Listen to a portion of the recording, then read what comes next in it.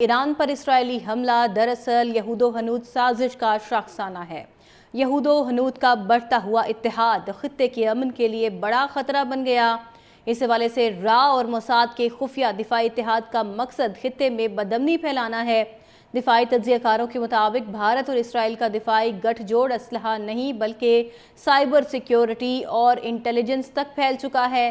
بالاکوٹ حملے میں اسرائیلی ٹیکنالوجی کا استعمال، بھارت کے ہتھیاروں میں باراک 8 میزائل سسٹم، ہیرون ڈرونز اور اسپائس سسٹم شامل ہے، جبکہ ہرمیز 900 ڈرونز اور جدید دفاعی ساز و سامان اب اسرائیلی تعاون سے بھارت میں ہی تیار کیا جا رہا ہے۔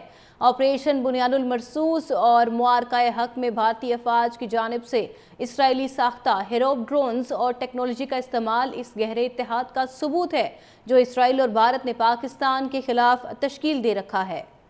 ناظرین، ایران پر اسرائیلی حملہ دراصل یہود و ہنود سازش کا شاخسانہ ہے۔ یہود و ہنود کا بڑھتا ہوا اتحاد خطے کے امن کے لیے بڑا خطرہ بن کر رہ گیا ہے۔ را اور موساد کے خفیہ دفاعی اتحاد کا مقصد خطے میں بدامنی پھیلانا ہے۔ دفاعی تجزیہ کاروں کے مطابق بھارت اور اسرائیل کا دفاعی گٹھ جوڑ اسلحہ نہیں بلکہ سائبر سیکیورٹی اور انٹیلیجنس تک پھیل چکا ہے۔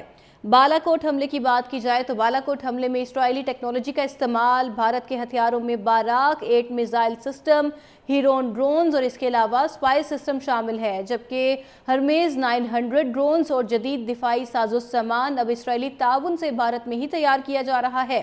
آپریشن بنیاد المرصوص اور معرکہ حق میں بھارتی افواج کی جانب سے اسرائیلی ساختہ ہیروب ڈرونز اور ٹیکنالوجی کا استعمال اس گہرے اتحاد کا منہ بولتا ثبوت ہے جو اسرائیل اور بھارت نے پاکستان کے خلاف تشکیل دے رکھا ہے۔ ناظرین، ایران پر اسرائیلی حملہ دراصل یہود و ہنود سازش کا شاخسانہ ہے۔ یہود و ہنود کا بڑھتا ہوا اتحاد خطے کے امن کے لیے بڑا خطرہ بن کر رہ گیا ہے۔ را اور موساد کے خفیہ دفاعی اتحاد کا مقصد خطے میں بدامنی پھیلانا ہے۔ دفاعی تجزیہ کاروں کے مطابق بھارت اور اسرائیل کا دفاعی گٹھ جوڑ اسلحہ نہیں بلکہ سائبر سیکیورٹی اور انٹیلیجنس تک پھیل چکا ہے۔ بالاکوٹ حملے کی بات کی جائے تو بالاکوٹ حملے میں اسرائیلی ٹیکنالوجی کا استعمال، بھارت کے ہتھیاروں میں باراک 8 میزائل سسٹم، ہیرون ڈرونز اور اس کے علاوہ اسپائس سسٹم شامل ہے، جبکہ ہرمیز 900 ڈرونز اور جدید دفاعی ساز و سامان اب اسرائیلی تعاون سے بھارت میں ہی تیار کیا جا رہا ہے۔ آپریشن بنیاد المرصوص اور معرکہ حق میں بھارتی افواج کی جانب سے اسرائیلی ساختہ ہیروب ڈرونز اور ٹیکنالوجی کا استعمال اس گہرے اتحاد کا منہ بولتا ثبوت ہے جو اسرائیل اور بھارت نے پاکستان کے خلاف تشکیل دے رکھا ہے۔